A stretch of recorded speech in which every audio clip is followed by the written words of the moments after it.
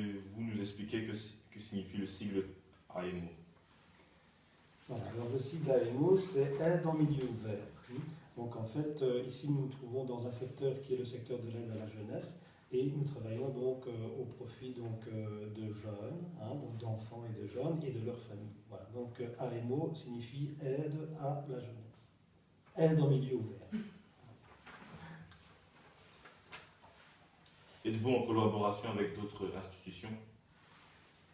Alors ça c'est une question qui est un peu difficile. Pourquoi? Parce que nous avons des partenariats avec énormément d'autres acteurs, et ça peut être des acteurs sociaux ou culturels. Donc voilà. Donc nous travaillons avec les grosses structures avec lesquelles nous travaillons, ce sont les communes, ce sont également donc les CPAS. C'est bien entendu l'aide à la jeunesse, donc le service d'aide à la jeunesse. Nous avons l'occasion parfois de nous présenter devant un juge de la jeunesse avec certains jeunes. Et puis, donc, à côté de cela, il y a tout le secteur associatif avec lequel on travaille en partenariat pour mener 36 projets, je vais dire, beaucoup de projets. Ça va? Donc, c'est assez difficile à répondre, cette question-là, étant donné qu'il y a pas mal d'acteurs. Recevez-vous des subsides?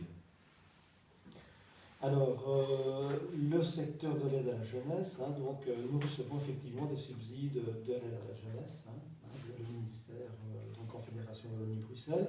Et donc, en fait, ces subsides-là servent, en tout cas par rapport aux AMO, servent au fonctionnement de l'AMO et à l'engagement de personnes. Il reste, une fois que les personnes sont engagées, il reste très peu d'argent pour mener les actions finalement. Donc, quand nous menons des actions, généralement, nous devons essayer de trouver des moyens supplémentaires. AMO Visa Jeune aide quel type de jeunes? Alors là, il n'y a pas de catégorie de jeunes. Nous aidons tous les jeunes. Bon, au niveau de l'âge, donc on aide à la jeunesse, on est sur les tranches d'âge 0-18 ans.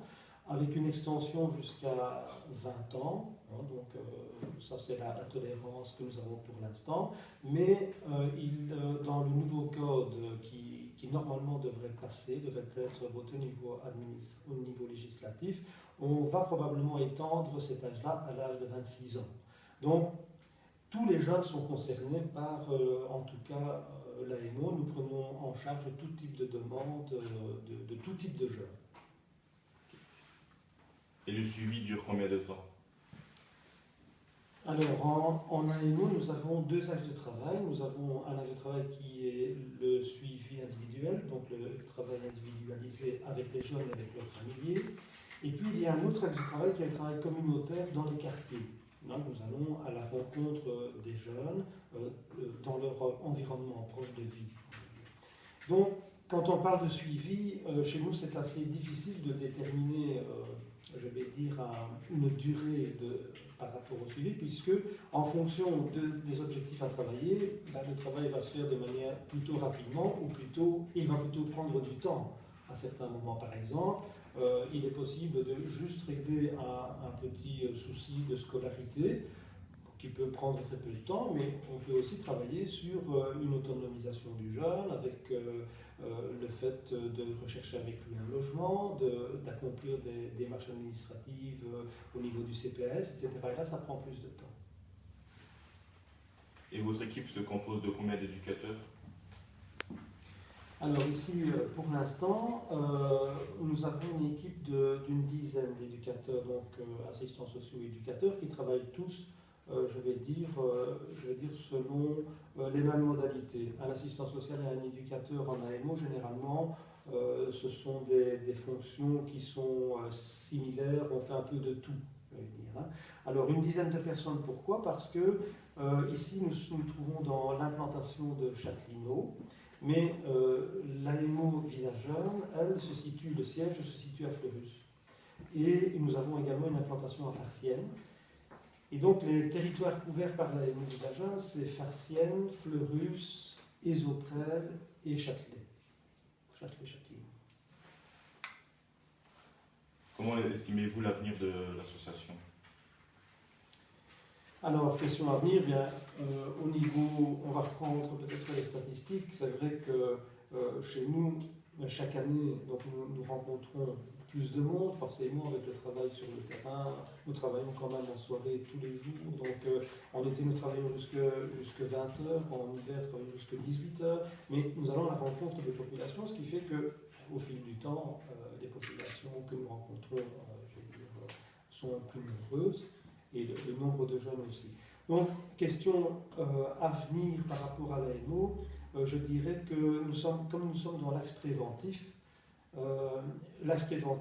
il est nécessaire à tout moment, d'ailleurs dans les périodes actuelles de tension et d'axe plus sécuritaire, je pense que quand même la prévention, c'est un mot que les autorités prononcent quand même très souvent.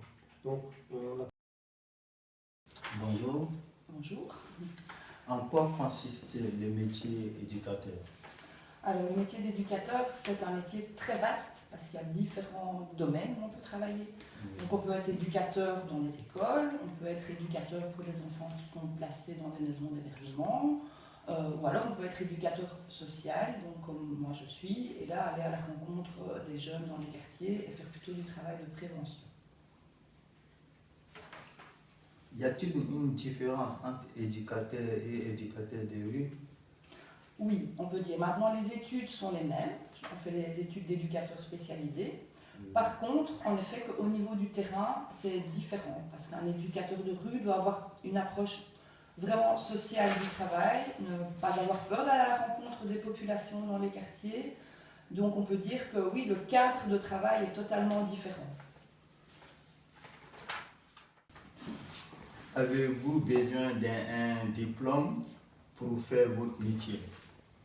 Alors oui, en effet. Donc il y a différentes possibilités. Le métier d'éducateur spécialisé demande de faire 3 années d'études en plus que ses humanités, c'est rénové. Maintenant, on peut aussi être éducateur en sortant des rénovés si on fait technique sociale. Alors évidemment, je vais dire, les salaires sont différents et les fonctions d'éducateur un petit peu, parce que par exemple ici en AMO, en général on prend des éducateurs diplômés avec donc un baccalauréat, assistants sociaux ou éducateurs spécialisés. Ce qui est donc, moi, pas vraiment mon cas non plus, parce que moi j'ai fait un module spécifique d'éducatrice de rue.